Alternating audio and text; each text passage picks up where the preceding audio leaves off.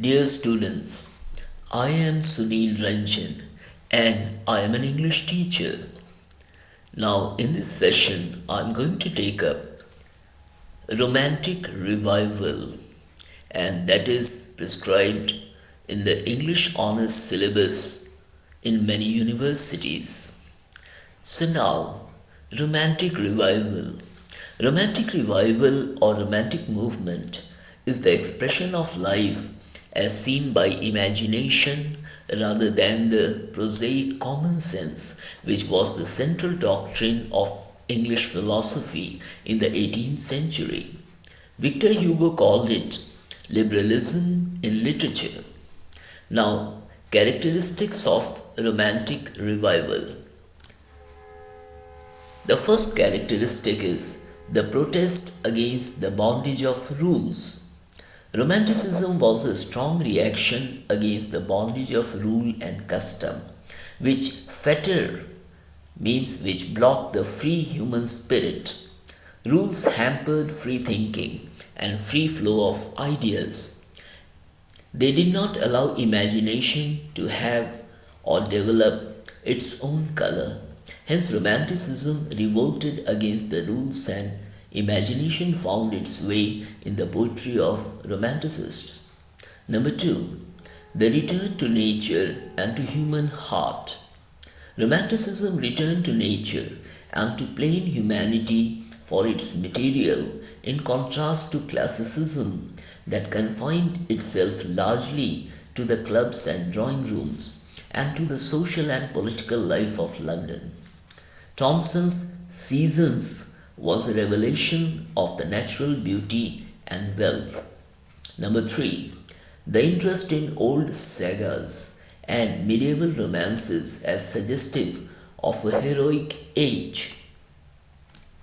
Romanticism brought again the dream of a golden age in which the stern realities of life were forgotten and the ideals of youth were established as the only permanent realities.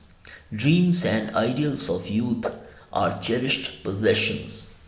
The Romantic movement emphasized these eternal ideals of the youth. Number four, the sympathy for the toilers of the world.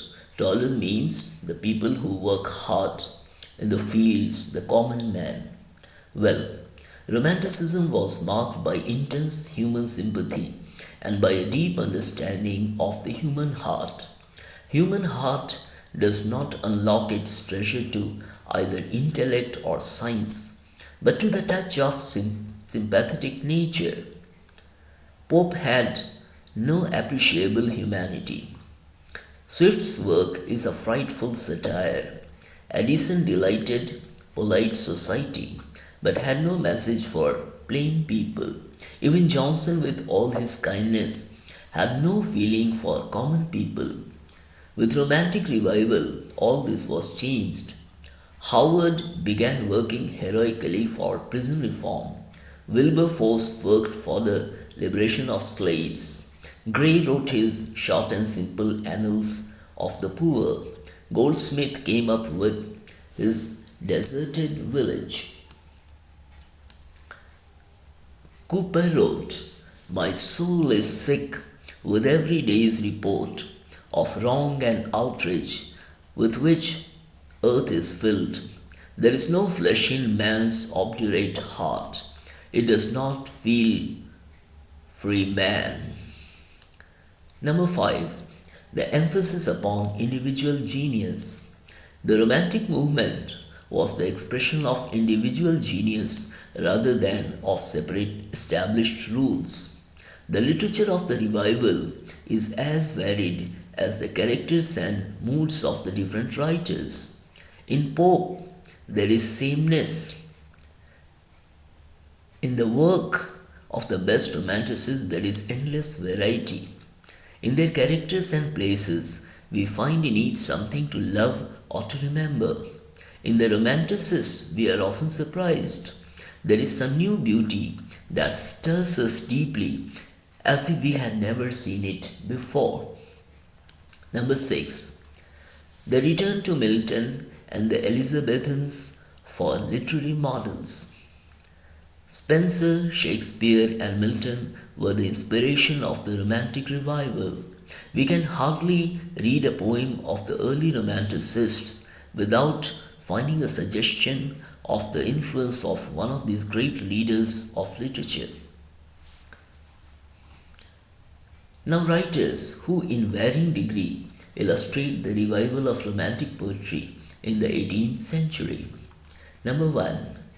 The first writer is Thomas Gray, and his period is 1716 to 1771, and his lines are: "The curfew tolls the knell of parting day.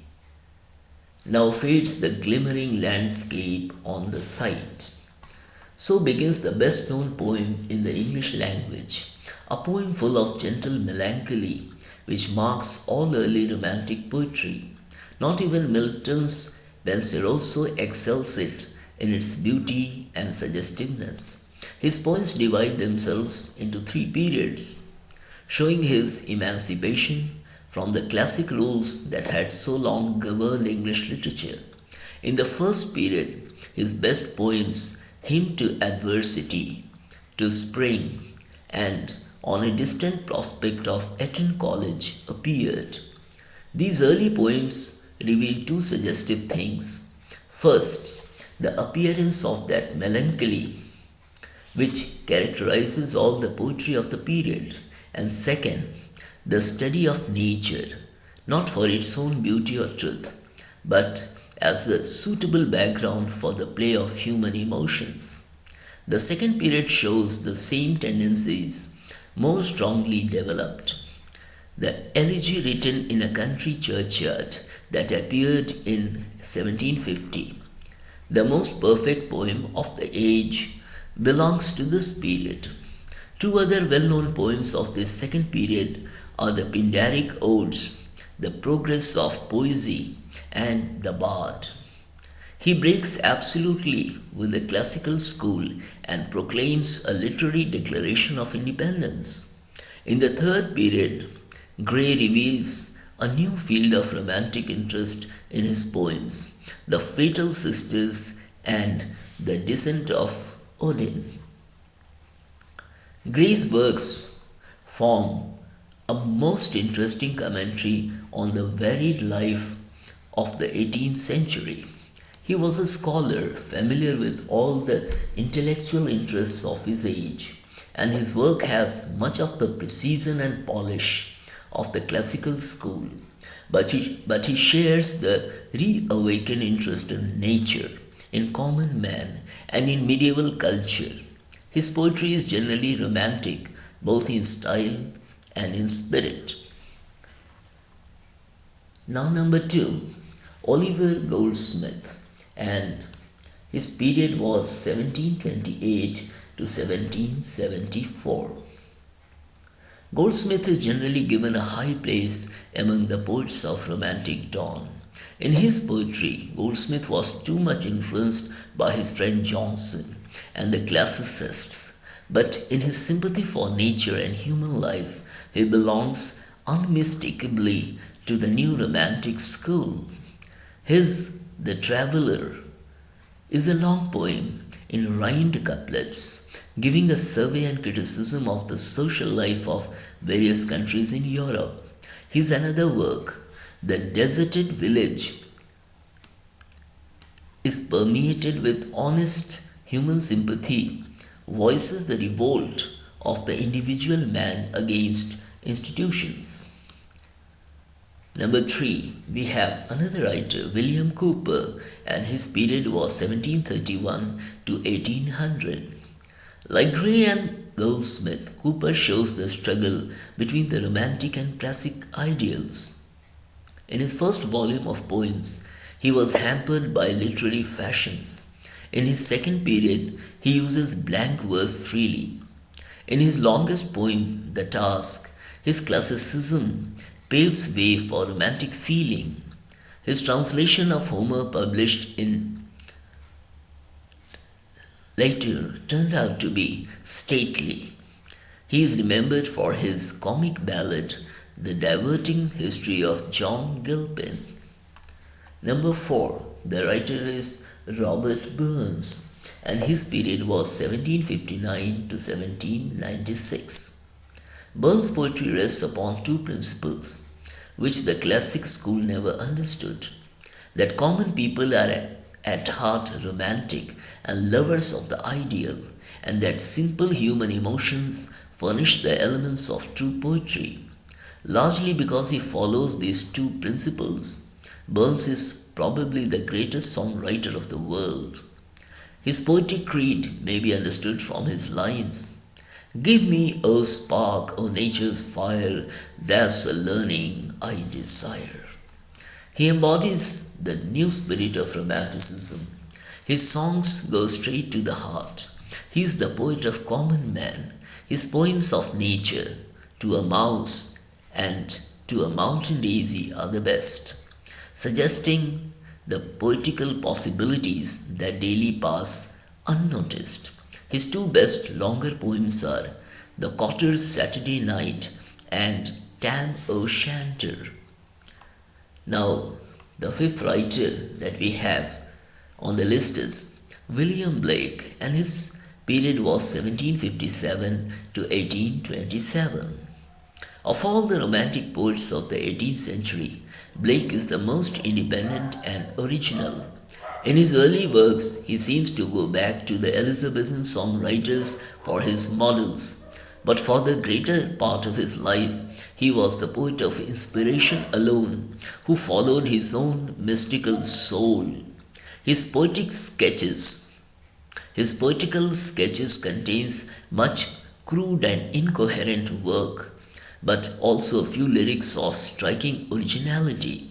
His songs of innocence and songs of experience reflect two widely different views of the human soul. His amazing mysticism may be noticed in Urizen, Gates of Paradise, Marriage of Heaven and Hell, America, the French Revolution, or the Vision of the Daughters of Albion. So, students, I hope you understood the text that I explained just now, and that was Romantic Revival. If you have subscribed to my channel, it's fine. If you haven't, do